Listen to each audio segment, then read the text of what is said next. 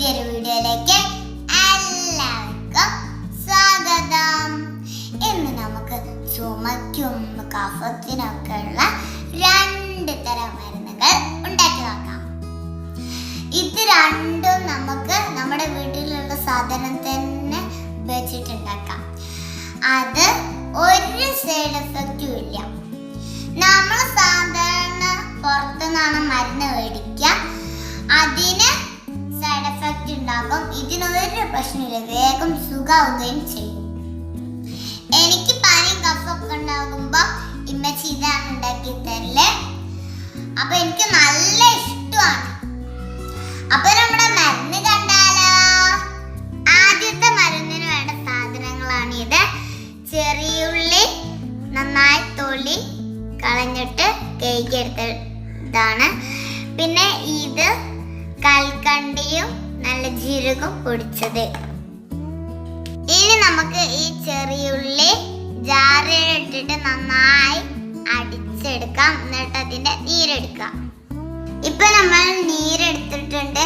ഇനി നമുക്ക് നമ്മുടെ കൽക്കണ്ടിയും നല്ല ജീരകം പൊടിച്ചത് ഇട്ട് കൊടുക്കാം.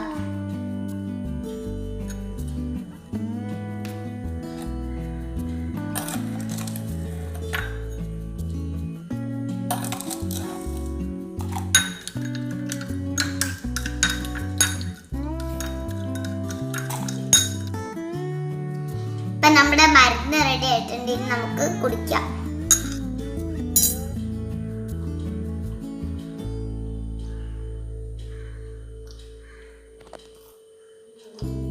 ഇനി നമുക്ക് രണ്ടാമത്തെ മരുന്ന് ഉണ്ടാക്കാം.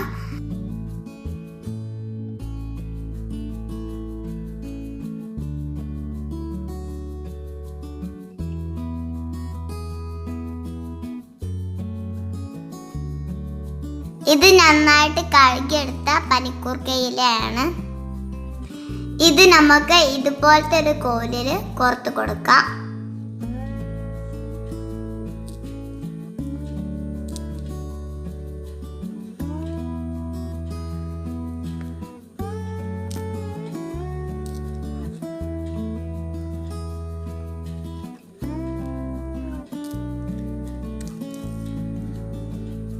ഇതുപോലെയാണ് കോർക്കേണ്ടത്. ഇനി നമുക്കിത് തീയിൽ കാണിക്കാം.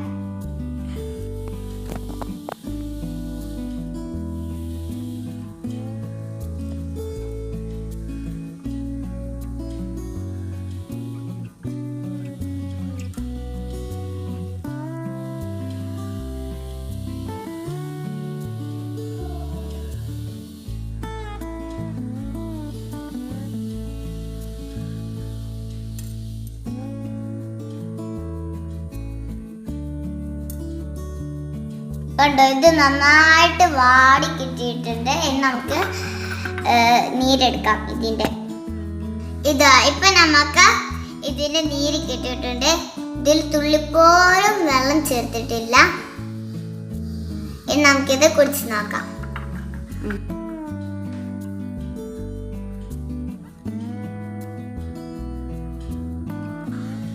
ഇപ്പൊ ഈ 2 മരുന്നും റെഡി ആയിട്ടുണ്ട്. ഈ 2 മരുന്നും കഫത്തിനും ചുമയ്ക്കും ശ്വാസമുട്ടലിനൊക്കെ പറ്റും. ഒരു സൈഡ് എഫക്റ്റും ഇല്ല. എല്ലാവരും ഒന്ന് ട്രൈ ചെയ്ത് നോക്കണേ. ഈ വീഡിയോ ഇഷ്ടപ്പെട്ടെങ്കിൽ ലൈക്ക് ചെയ്യുക, ഷെയർ ചെയ്യുക. പിന്നെ സബ്സ്ക്രൈബ് ചെയ്യാത്തവരുണ്ടെങ്കിൽ